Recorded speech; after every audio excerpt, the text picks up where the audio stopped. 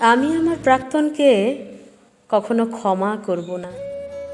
পৃথিবীর সব মানুষ যদি তার প্রাক্তনকে ক্ষমা করে দেয়, সেদিনও আমি একজন থাকব যে তার প্রাক্তনকে ক্ষমা করেনি। তার প্রতি আমার পাহাড় সমান অভিযোগ। সম্পর্কের শুরু থেকে শেষ পর্যন্ত সে আমার সাথে প্রতারণা করেছে।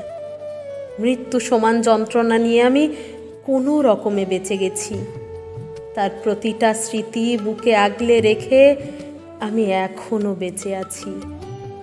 অপরাধ না করেও আমি অসংখ্যবার তার কাছে ক্ষমা চেয়েছি।